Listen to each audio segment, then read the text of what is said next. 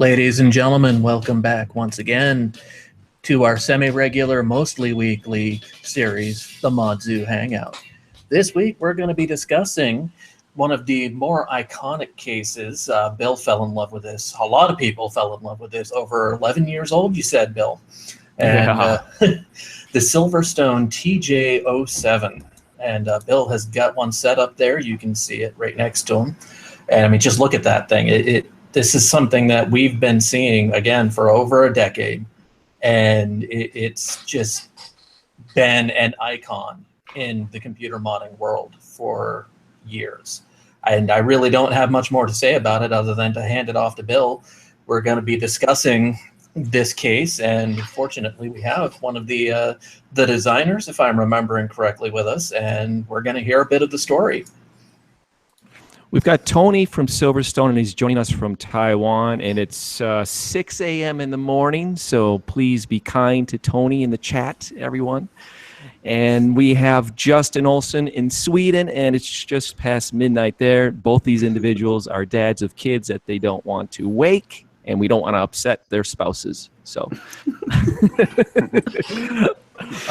thanks, guys, for joining. Of course, we got Mosquito as well. So yeah, the TJ07 in the chat. I want you guys and gals to tell me of a case that's still being sold on the market today that is 10 years old. Now, the TJ07 is 11 years old. I was trying to rack my brain thinking about it. I can't think of another case that's still being sold today, brand new. And I mean, guys, let's just get to the point here. What is it about the TJ07 that makes it so popular? Justin, how about you? Timeless. Those curves. Oh, it's so nice. You can't get over it. Yeah. Yeah. I'm getting all teary-eyed just thinking about it. Mosquito, what about you? What do you like about the TJ07? I guess I'm not really sure. I never had one. I honestly never had the aspirations to have one. I was always a TJ10 man myself. Not gonna lie. Well, if they had an ITX version, do you think it may start? Oh, hell yeah. Yeah, exactly. He is the Mosquito after all, everybody. So, Tony, you've been with Silverstone now for 14 years, which I commend you and respect you for that. That says a lot about the company, and it says a lot about you. And you had mentioned that you had followed and been involved with the development process of the TJ07. What can you enlighten us about, like, the backstory behind its development? It's a long story, I guess, but the product was actually a result of actually a team of us. So I was one of the guys that's been commissioned by our boss to develop this high-end flagship case for our company that would really sort of I guess create somebody told us to create something that we've always wanted it to see in the case. So that's how we came to create that case.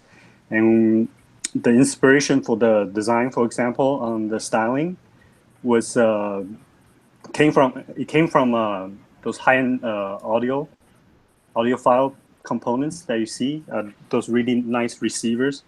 So that's how you get that unibody look that we had. And the initial prototype, I believe I've sent you photos of those, Bill. Wasn't unibody. It was actually built in 3 separate pieces. So it really took a long time for us to develop the case altogether. And I remember looking at several layouts with our colleagues. You know, we never thought that the TJ07 could be used for water cooling to that degree when we first envisioned it. So it was really quite interesting.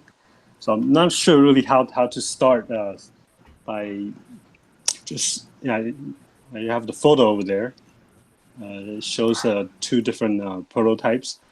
I believe one was the brush look, one had the matte look. Which we eventually used. So the Yeah, most don't know how to start. Actually, it's Oh, really long the story.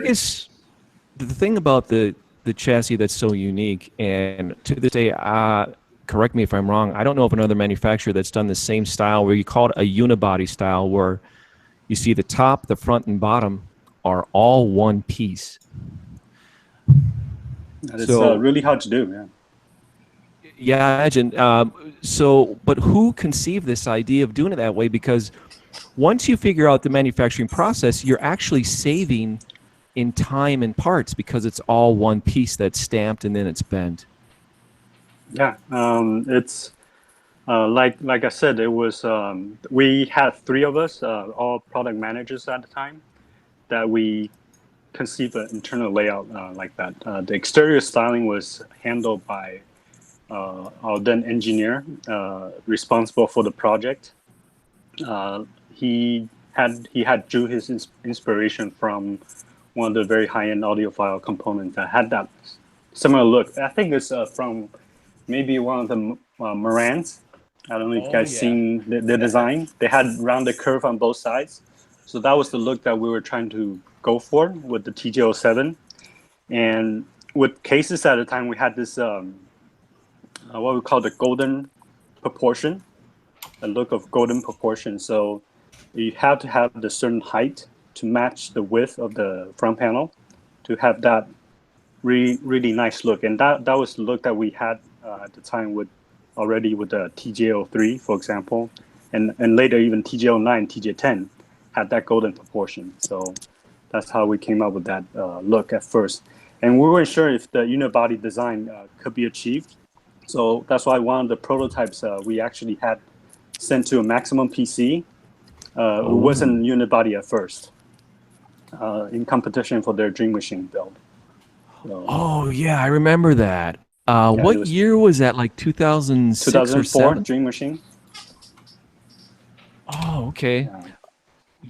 Boy, in Maximum PC loved Silverstone. You had a very good relationship with Maximum PC because most of the Dream Machines were Silverstone cases. Well, I guess literally we were one of the probably few brands at the time that really cared about being in the Dream Machine. True. Yeah. So we made the effort to try to build at least one flagship case a year to hopefully to get on board.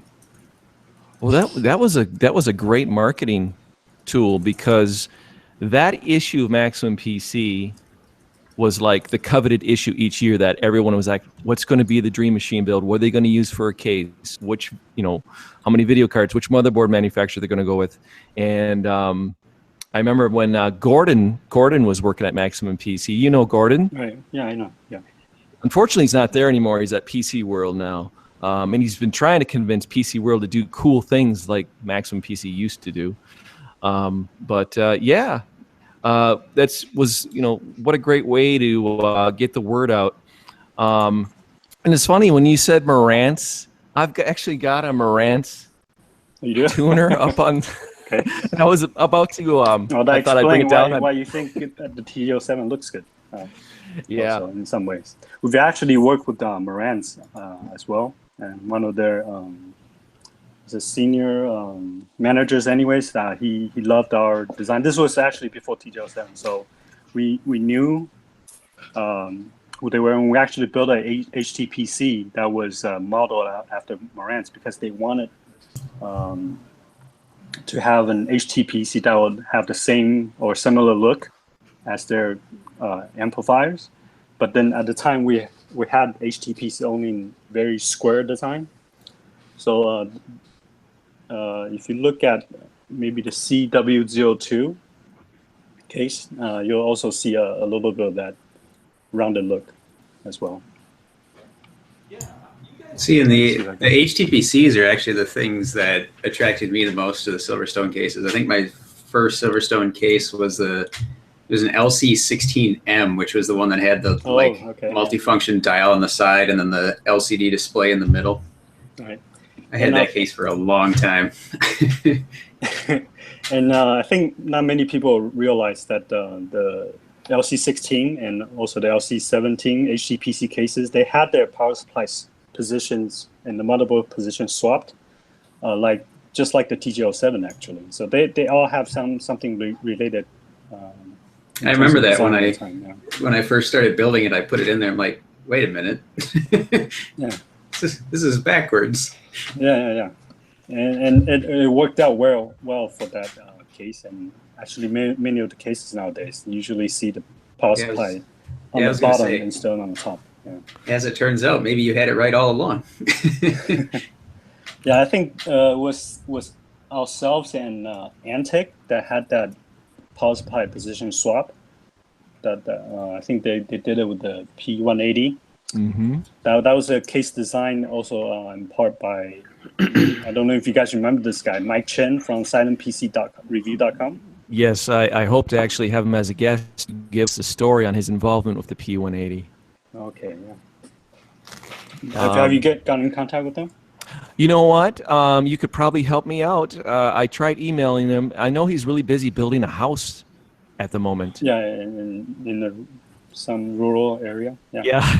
I'll talk to him. Cool. That'd be great. I'd love to hear the backstory on that. And that's actually another case that we would consider an iconic case, the Antec P180, because that set the bar for sound absorption and silent computing enthusiasts. Now, the thing is, the TJ07, it looks pretty and it's got the unibody backwards C design, but there's other features on it too that other manufacturers didn't embrace until later on. And for me, it was the midsection floor in it, isolating your hard drives from the rest of the system with crossflow cooling. And you can see right in the camera here how the 3.5-inch drive bays are on the bottom section, and you got a floor. And to be honest, maybe even Justin has some insight on this. Justin, do you recall any other full tower case that had a midsection floor around the same time or before? No. This is, as far as I can remember, this is one of the first ones, and the only ones that had it at the time. It was quite a new feature when I had seen the TJ07 for the first time. I'm like, oh, that's pretty cool. And then noticed that people were making their own mid plates, lit up mid plates with acrylic, and fell in love. Yeah, and it's brilliant that suddenly people could mount radiators on their side in the floor, and you wouldn't see them anymore. Exactly. And Justin, the year that this came out, it was officially 2006? I don't know. Or I'm sorry, Tony, was it 2006? Yeah, it actually went on market in December of 2015 in very limited quantity, and the real mass production really started in 2006. Now, I noticed on Newegg, and everybody watching, if you're really enthusiastic after seeing this and you're curious, you can go to Newegg and it is. I'm sorry, it was December 2004 because it was to make the Dream Machine 2004 in Maximum PC. That's why. Sorry about that. No worries. It's currently listed on Newegg. You can get one for $329.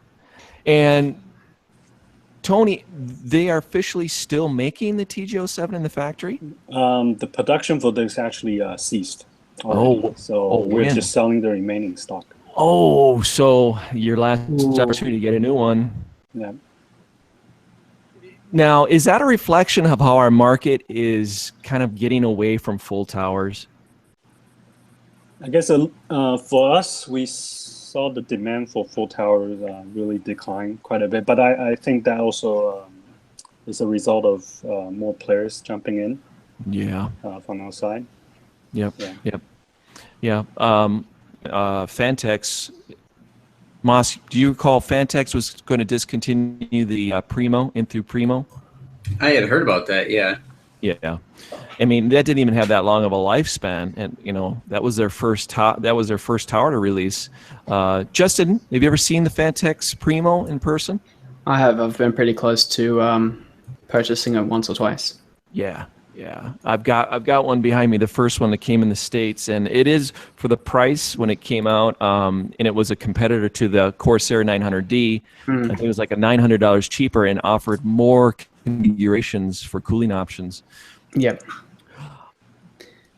Tony, do you think that maybe, here's the one thing about full towers is that they're great flagships to illustrate to consumers we have the abilities, although we know that the sales won't be numerous. Well, for example, Fantex, they did that new full tower release last year, which is what, $1,200 to buy? Something like that, yeah. Yeah, and it's kind of it's like a limited run. But do you think that maybe Silverstone would reconsider and do something like on a limited run as a full tower? You see, with some of the things that we want to do for mass production, it's really difficult to do that at the price level that we think people will be able to afford. To tell you the truth, we never stopped developing it. It's just that with many projects in Silverstone, it's possible that anytime during the development, the boss or the top management could say no to it, and then we have to suspend the project. Unfortunately, that has happened quite a bit over the last few years. But the TJ07 actually still lives on as Charles MBX Mark II, which is also based on the TJ07 design. So we helped them mass produce it in a limited quantity, and as you can see, it's also a $1,200 case result. Well, and that's one of it's a pre-order situation as well. And he's the only one that's doing it. And when you bring up Charles, which was originally Murder Mods, and then it became X Forma, that along with $1 Million PC Gallery it set the standard for where trends were going with custom building. It reminds me of, it was the first time that I saw an illuminated midsection floor in a PC, and also the use of individually sleeved cables, which just launched just a huge market now. And you can go to xformer.com. You can buy different custom accessories to modify your TJ07. And there's also a company that you worked with, Justin, Code Zero. I was going to work with them. I was trying to design a couple of custom pieces, but it never really took off. I didn't have so much time. But Cold Zero is they're still active, and they're still creating new products for a lot of the cases. But from what I understood, they're not so many people, and there's a lot of time which goes into the production of these parts. Like, for example, they had to take the online store and take that offline for a while so they could actually produce these new parts. So I think they were offline for maybe 3 months or 4 months or something like that. That was a plan, but it never really happened because of time constraints. Oh yeah, that can hurt a company, especially in this hobby. When people want something, they want it now. It's exactly. really hard to wait. And I commend Charles for doing the prepayment thing. It's tough because I've seen tweets going out, "Are they done yet? Is it done yet?" It just drives them nuts. But what I'm going to do is, since we got Justin here with us, is we're going to share the log that he has on the Modzu forums. His TJ07 that he did in 2013. And, so how long ago? Jesus Christ. I know, 5 years ago already. So I have it up a screen share if you want to just give us a narrative of what was behind this project and your visions for it and where it ended up going. Do you still have it, or? Yeah, sure thing. Well, this is one of the cases which kind of helped launch my modding career, and it's one of the cases which I first fell in love with, and it was quite expensive. Still is quite expensive today, with according to some of the guys in chat. But I was able to find one which is a little bit dinged up for a really good price. So I jumped on with the with the opportunity to do a mod with it. I didn't know what I was going to do, so I just kind of started cutting into it, and I had a lot of inspiration from Murderbox, ex-former now, and a couple of other people who had also modded the TJ07, but I wanted mine to stick out a little bit more and be more of an individual, so I could be separated, well, this project could be separated from those ones. So yeah, I created my own mid plate, which was made out of aluminium, and a dividing reservoir plate. It's the angled plate, which you can see in the picture right now. And I thought it would be cool to open up the top part of the chassis, which is usually where you would mount two 120mm fans. I opened that up so it'd have what would you say? Parallel shit? No. A window which was kind of flush. That's the word. It was sitting flush with the top of the panel, which would also follow the lines of that angled reservoir panel. So if you're looking down through the top of the chassis, you will get an unhindered view of every component which is on the inside. And that line flows through to the side panel as well. So it's a massive side window, which reveals all of the hardware there. That's kind of your signature, isn't it? You did that with Fractal Design Case where you had a top window and showed off the components you could see. Yeah, I have a bit of a motto when it comes to PC modding, and it's like to hide nothing. Everything is to be on show at all times, and that's why my modding also extends to the extenuous cable management, which happens, which is never really seen on the backside. But if I'm making a mod, I know that the cables are going to look like crap if I don't do something about it. So it's just something which just sits there and just scratches away, so I can't sleep at night. Yeah, you're very detail oriented. You're actually the candidate. Moss and I, we looked at the new Antec case like a week ago, and it has an option where you could get a tempered glass for the motherboard side panel, and we're thinking most people wouldn't get this, but Justin would be the type to put a tempered glass on both sides. I'm all over that. For sure. These images that you can see, I created a aluminium front panel, which is to cover all of those 5.25-inch bays, as well as that little USB flippy part. And using some metal filler, I completely filled that out. And once it's painted, it's completely fat and flush, giving that really monolithic look. So that's that turned out really well in the end as well. Yeah, I noticed, the one time, I think it was 2006, we painted TJ07 for somebody, and he wanted to be Testarossa red, actually the actual factory color. And I recall painting it was really challenging because you're painting this large unibody C hanging on a wire. And seniors, again, reminded me of that. And also, he wanted our custom billet feet on it, and I recall having to put them slightly towards the center because, there's that raised portion on the outer edge. Yeah, the feet aren't your normal foot positions. They're more centered. But, yeah, man, this looks great. Where is this now? Dual power button. Unfortunately, I don't own it anymore. When I bought the chassis, I couldn't raise enough money to buy all of the parts for it.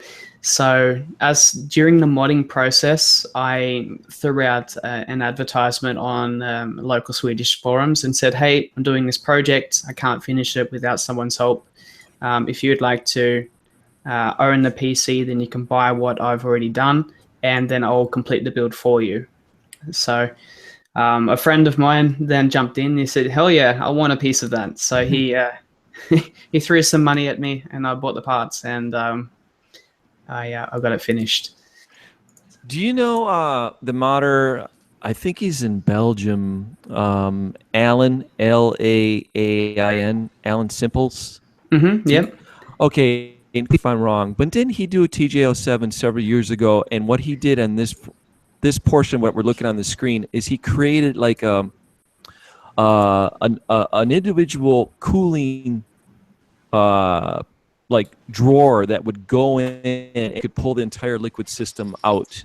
Does that ring a bell with you? Oh, I'm not sure if he did that with the TJ07. You could be right. Yeah, he had the pump, everything integrated, and you could pull it right out the back of the chassis. Seeing this now, if those of you that are watching this, if you didn't catch it, check it out. You've got the option to add 2 power supplies if you want in the TJ07, which was another first. I think NZXT had their tower that they were doing that with, but that may have been later. Tony, what was the point in having the option to have 2 power supplies? Why did they decide to do that?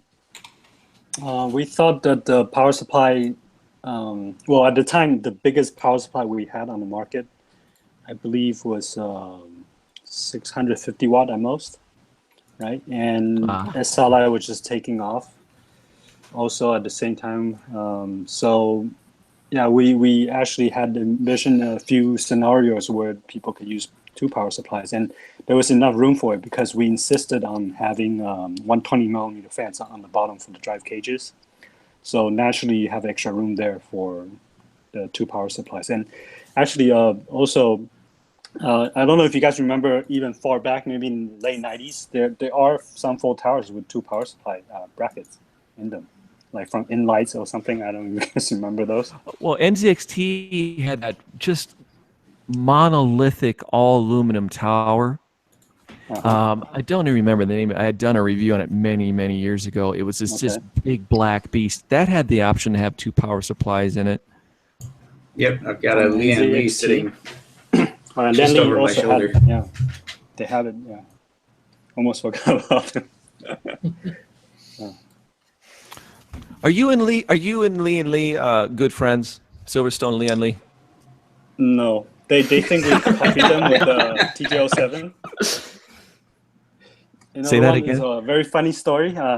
They think we copied their cases with the TJ07. So their boss come running in to our booth and wanted to show us CeBIT in Germany, and just stood there and said that we copied them right to our face. Was it Leon or was it Lee that told you that? I don't know his name. But then he later sent one of his senior, I guess, engineer lead to our booth, who was much more friendly, and he actually had a study on the TJ07, and said that it must have been really hard for us to do that unibody frame because they have not attempted for mass production. They've only gone so far as like a 2L design, where you have 2 pieces creating that frame, as opposed to a big C. So he was appreciative of what we have done, and but he also mentioned that with the power supply on the bottom swap, they did that first. He made a point that said that they were the first to do it. Well, really, there's only so many places to put it. I mean, it is funny to hear this leapfrogging between manufacturers, and I mean, you do push each other, right, for innovation. Yeah. But the thing is, I never ever thought, looking at a Silverstone, any of the Silverstone cases I've looked at, oh, they're copying Lian Li. There's always distinct differences between the two, and you can tell the manufacturing process is different. Yeah. To differentiate. I mean, that's what people usually try to do. To make and something different, even if you have the same layout. Yeah. Right, and I'll just say this: my experience of dealing with Lian Li, I've worked with Lian Li on and off probably as long as I've known.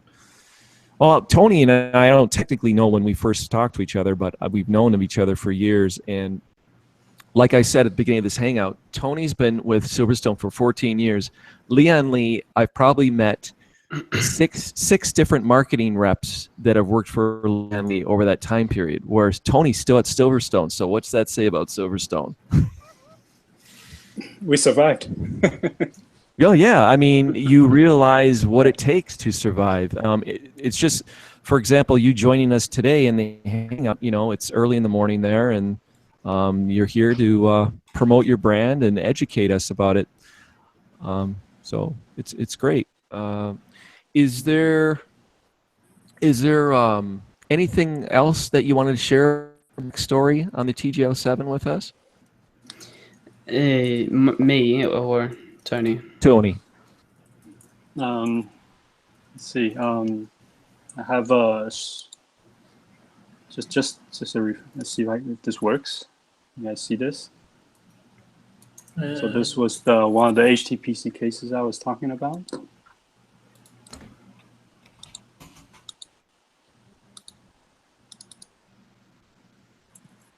How about now? Oh, there we go. Well, it was up. I say it keeps cutting in and out for me.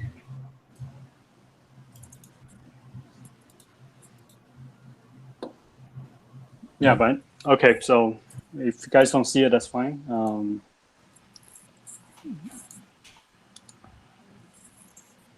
Well, you had it up briefly. Was it a Okay. is it a different case or? Yeah, it's a different case, but I just wanted to show you one of the cases I was talking about previously on the HTPC case that had the same look. But anyways, it's okay. Well, that was one of the things that you guys were really specializing in, is making these home theater cases that would be right at home with your high-end audio components, which were typically, brushed aluminum faces, either silver or black anodized. Right. Yeah. So the using all aluminum case construction is something that's actually becoming very difficult in the last few years, as more phones and tablets, they use these material. So they're actually taking away these raw materials that are usually much more available to us maybe 10 years ago compared to 10 years ago. So, for us, it's really difficult now because the cost of building a TJ07 like this is also much, much more expensive than it was 10 years ago. Mm-hmm. So we're currently exploring different materials. We have actually looked into doing perhaps a case that's similar to TJ07, but built out of carbon fiber, for example. But that's just one of the things that we been trying. But as you know, carbon fiber is not really a material fit for a computer because of its cost. It may work great in supercars, but not computer cases that people pay for. No, it's because the manufacturing process is still, there's many stages involved with it, but the advancements are getting there slowly but surely, the process in making it. So yeah, that could still be reality. Hang with Silverstone another 14 years, Tony, and make it happen, man. Maybe, yeah. I've got the screen share back up again. We're looking at the final results of Justin that he built. And what's interesting, Justin, is that you got a silver one and it ended up being black, or is this a different one? I ended up powder coating it. Ah. No black ones were available for that price, so I got a really good deal on the powder coating. So I went ahead with this sandblasted black, which really diffracted the light beautifully. Yeah, it's great for photos. And nickel-plated hardline. Mm-hmm. You know it.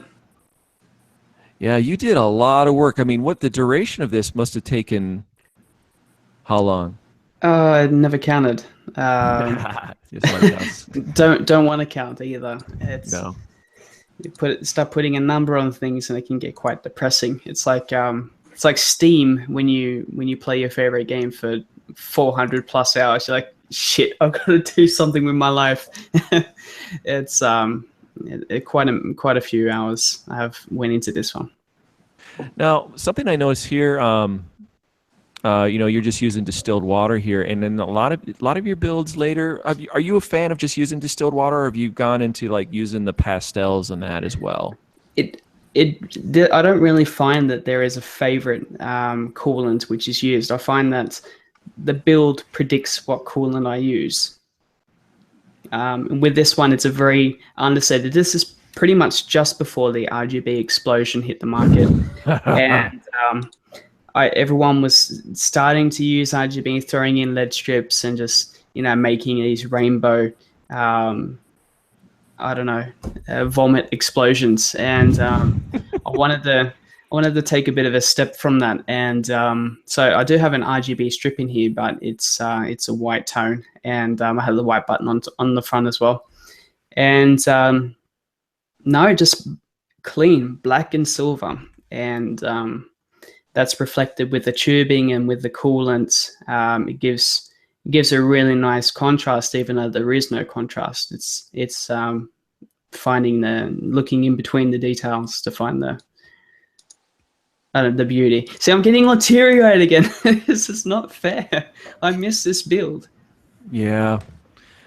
I have that happen sometimes with builds too, when I go back and I wonder where they are, and I fear that they're like under some, I don't know, shelf and all dusty and unloved, and yeah. The good thing is that the person who bought this from me, he actually ended up selling it just a little while after, because he had to start new studies, so he couldn't have it just sitting around and depreciating in value. So he sold that so that he could raise money for his studies. And then I've now had contact with the second owner, and the second owner brought it to me for service. So I've got to get my hands on it and touch it a little bit more and play with it. And then it's now being moved on to the third owner, and that third owner has contacted me and said, "Hey, we've got this. I just bought this. I think that you're the person who built it." I'm like, "Yeah, I built it. Bring it around one day."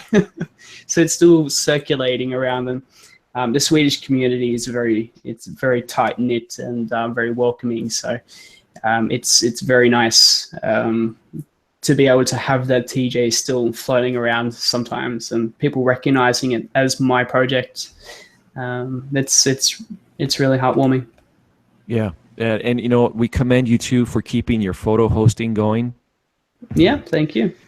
I heard that there's a lot of problems with photo hosting going down, and I can look back at build logs from like some of the legends, and the photos are just not there, and it's there's no documentation of how they did things, and that's depressing.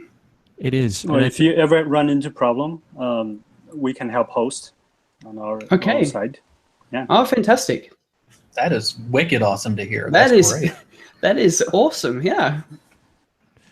Yeah. Thank you. I mean, it's I know I've felt the same thing too, seeing that some of the older mods pictures gone away because the host problems. So yeah, just shoot. Yeah.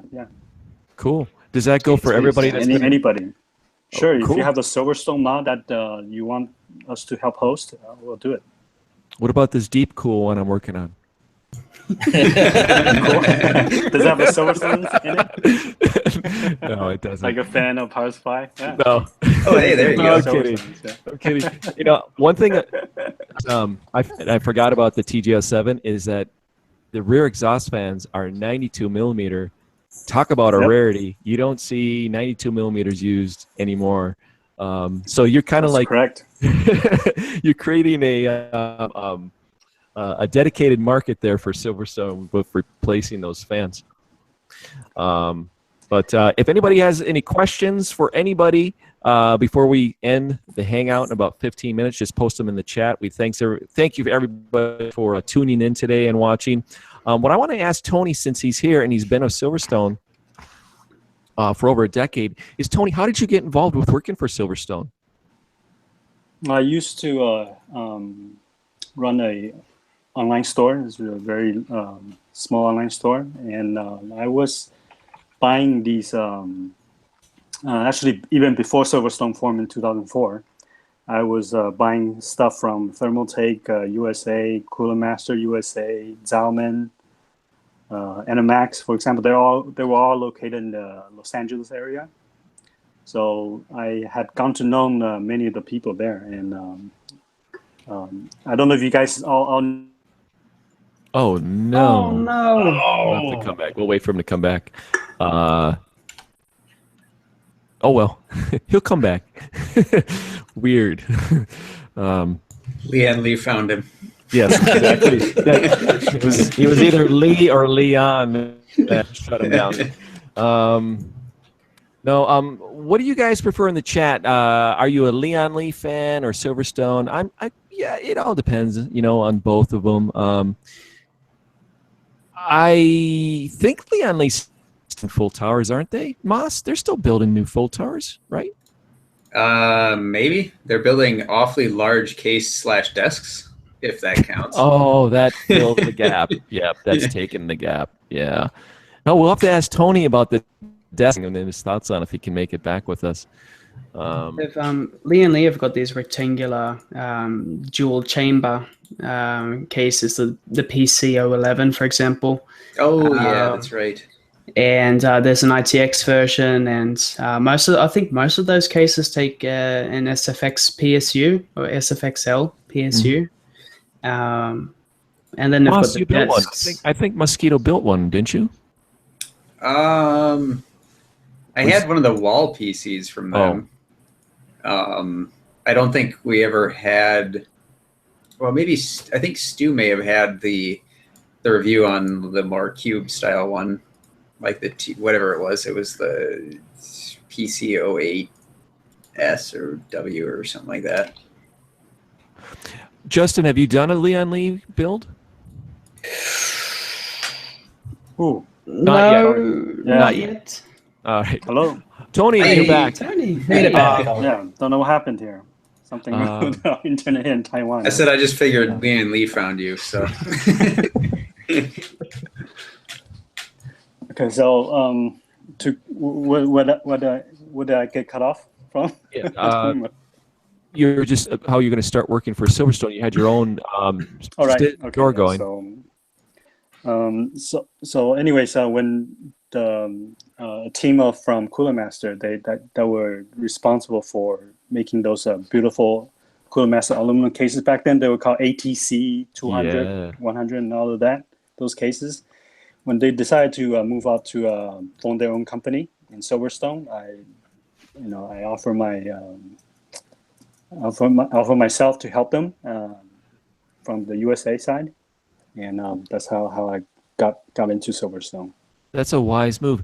This is one question I've always wanted to ask. Now that you bring that up, if any of you in the chat, any of you guys remember what the cases that he's alluding to, those first all aluminum cases, and then what happened is they did a run for a while, and then the engineer that was creating those for Cooler Master, he left. Was it just one guy, or was it a group of guys? A group. It was guys, a team. Yeah. Ah, I see. Yeah. Are those still with Silverstone? Yeah, quite a few of them. Some have left to do other things, and actually one of them went off to Thermaltake actually. So, but the core is still with us. Yeah. Mm-hmm. Yeah, Eel's often reminiscing about the ATCS. Was it ATSC? ATCS, yeah. Yeah. Great cases. You can see the Silverstone DNA in those cases when you look at them. Of course. But is there anything while you're here with us? Is there any little sneak previews of at CES? Is there going to be any big announcements or? Well, I can't really show you guys here. I understood NDA stuff. Yeah, you're going to be at CES, so you're usually always at CES here in Vegas. Yeah. And do you know yet where you're going to be staying, or too early yet? We should again be at what's it called? Is it still called Westgate now? Hotel next to the convention center. Oh, okay. It used to be the Hilton, and then they changed to the LVC. No, not LVC. The LVH. Yeah, Las Vegas Hotel. Okay. Martin we has have a suite there. Martin in the chat has a question for you. Will Silverstone continue the Temjin series?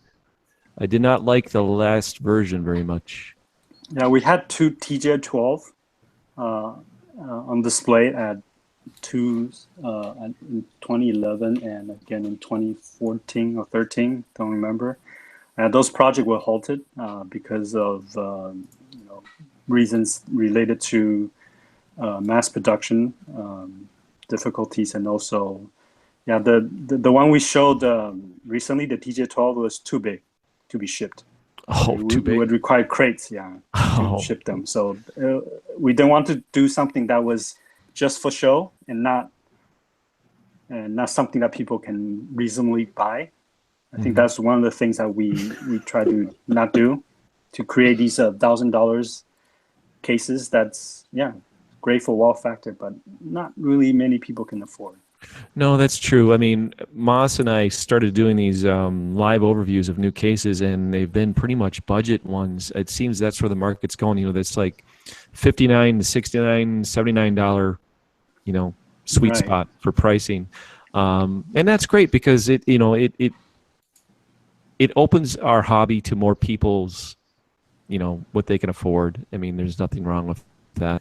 Martin did have another question. He was asking, do you have any idea who came up with the upside down mainboard layout in the Raven? FT 90 degree in the Raven. Yeah. That idea was brought to us actually by one of our customers, system build customer, Falcon Northwest. Oh, okay. Yeah. I see. And I don't know if it's still on the NDA, but do you guys remember when HP bought Voodoo? Yes. Oh yeah. Yeah, I remember that. And they had the Omen 2, which we helped them build. Okay. So they had the idea of that too. But I have to say Falcon came out with that first. All right, here's my question about Voodoo. Whenever Voodoo's brought up, and I know there was a time when we're all like, oh, Voodoo, the ultimate, and all that. How come we never see Voodoo cases for sale, systems, used ones for sale ever, anywhere? Why is that? Any idea, guys? Well, you can probably still find a lot of the first Omen, right? The ones that they used Lanley on, right? Yes. But then the Voodoo 2, the Omen 2. Yeah, the one you guys did. Yeah, I think we only produce 3 of them. Less than 50 of them. Yeah, less than 50 of them. The thing is, and nothing against Raoul Sood, right? Raoul Sood. Raoul, yeah. The brilliance of Raoul is he's a brilliant marketer. He is one of the best marketers in this industry when he was doing it. And I always thought he kind of inflated really the whole Voodoo thing and how many people were buying, because I thought, how many people could afford like an $8,000 desktop PC in 2005 or whatever? It's very, very niche. And I just never saw these cases come up for sale anywhere. And however, when we did the live stream on the Chief Tech Chen Ming case, this tower, which that thing's like came out in 1999, there's still people to this day that are using that tower for their system, which blew me away. I was like, while we were doing it, like, Moss, this is the 5th guy that says, oh, I'm using this right now. And then I thought, are we case whores? Is that what we are? We're such case whore snobs that we got to constantly have the latest and greatest in cases. You could be a case whore, but I think I'm a case hoarder. Just don't look back. Don't look back here. Don't. Yeah, I'm a case hoarder as well. Sure. I know. It is our love, and that's why we're doing this episode.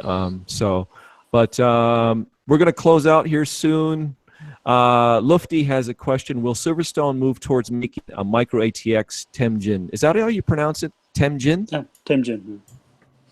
They made the TJ08E, which was a revolutionary design with micro ATX builds. That was my first case mod chassis.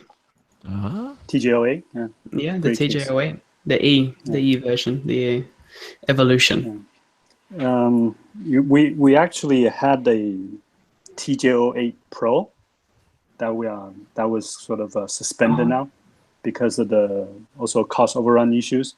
Also, the cases, the Pro version was quite a bigger case than the original TJ08E. So some felt that it wasn't small enough to be.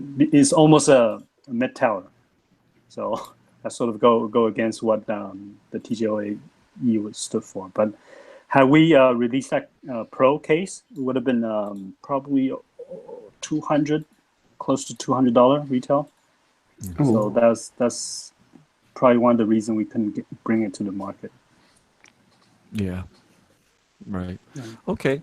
If there's any last questions for Tony, you guys here in the Hangout, go ahead. Will there be an updated version for the TJ07? Probably not. Your silence tells it all. Yeah. Yes, there will be by MetallicAcid Customs. They will have an updated version. Well, Anniversary edition. Gotta wait till it's 20 years old. And the Charles MBX Mark II is almost like the next version of TJ07. Yeah, much more expensive, of course. Yeah.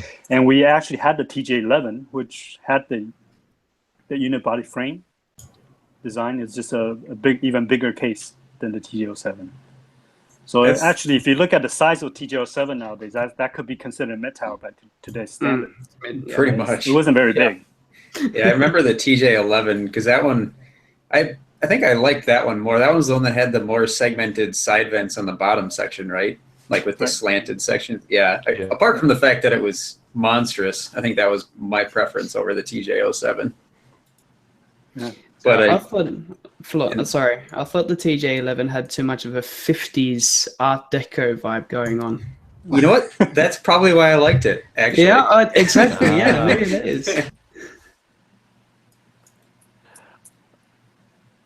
Are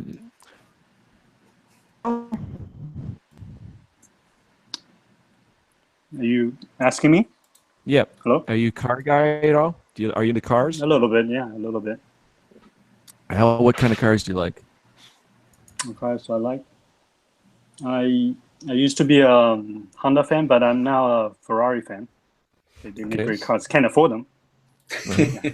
So I have to, whenever there's a video games, that had the racing games with Ferrari, and I use Ferrari most of the time.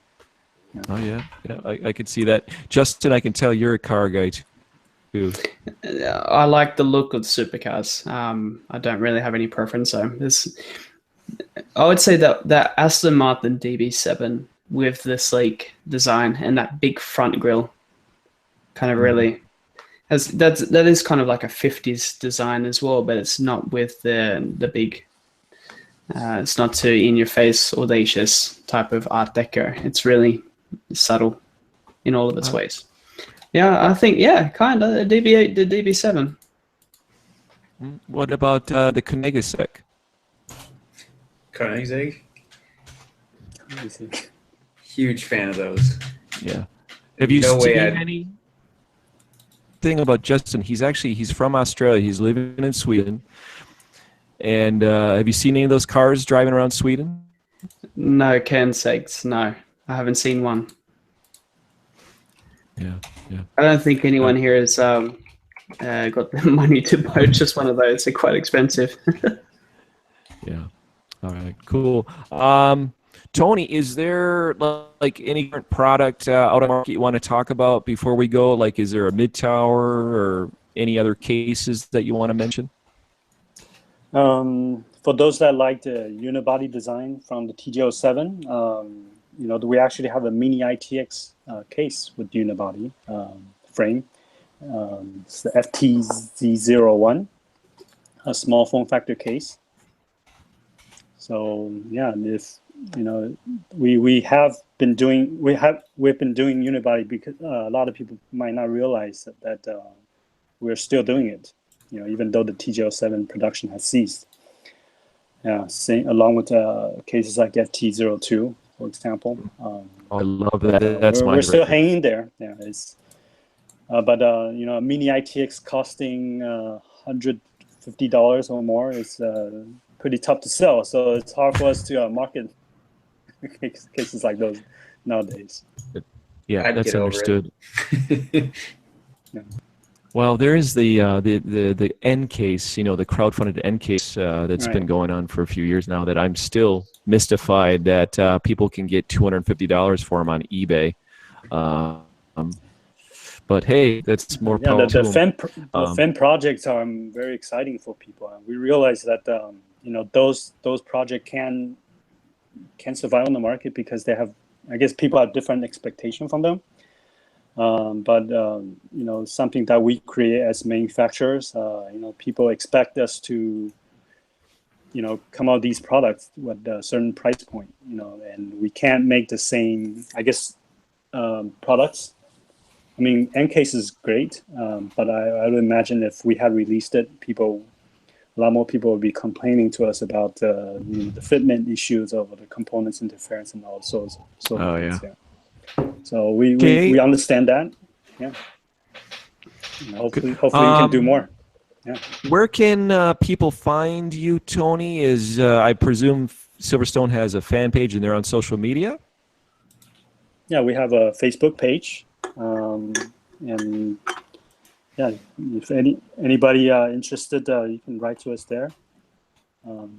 Or yeah, just go on our official website at silverstonetech.com and just write to us and through media or support. We answer all the email that we get from our side. So yeah, any question, any feedbacks you like, you're more than welcome. Tony, is Silverstone available on Amazon.com here in the States? Yeah. Okay. Many of our products, I believe TJ07 is still listed on Amazon. Ah, that's good. Good to know. And like Tony said, it's been retired. So if maybe a Christmas gift this coming Christmas, you know. They only have 2 left in store of the black ones. Oh well, hey. Oh shit. How about you, Not so Justin? great marketing for us, yeah. Marketing something that's we're running out of stock with. Yeah, but you know what though? It's the innovation that you're still behind, you know, that you created. Justin, where do people find you online? I have a Facebook page, MetallicAcid Customs. I'm on YouTube, which I make maybe 1 video each year. Whenever I get around to it. Instagram, MetallicAcid Customs. Yeah, with those social medias. I'm on Twitter as well, Justin Olhsen. I'll type that in the chat down here. I'm just starting off with Twitter, so be nice with me. Be kind. Oh, yeah, here. I've got Justin's fan page for MetallicAcid Custom PCs as a link in the video description. Nice. And I'll also post Silverstone's fan page as well, Silverstone Tech with it. It's TEK, right, Tony? Yeah. Because people, Silverstone Racetrack is very popular in social media, that hashtag, or, you know, so not to get the two confused. But thank you guys for joining us. I understand Justin has to stay up really late. I have to get up at 5 o'clock in the morning. That's oh my goodness, 4 hours. Thank you so much for joining us. And Tony, thank you. I hope you have a great day today at Silverstone. And okay. Yeah. Thank you so much. It's been fun. So, well, in wrapping up, you can find us at themodzu.com/forums, and from there we've got links to all of our social media as well, and links to Bill's YouTube page, which is what we're broadcasting now on. So if any of you found us from the old Modzu YouTube page, we're going to eventually start mirroring these over there, and so that way we'll have the dual backup, I guess, the dual storage, as we keep trying to say that we want to save all of this information for everyone to find later. And otherwise, you know, go out, try to find yourself one of those beautiful TJ07 cases now that they're not going to be available for much longer, and mod one up, send it over to the forum, and let us know what you're doing. You guys have yourself a great week. Thanks for hanging out with us. Bye.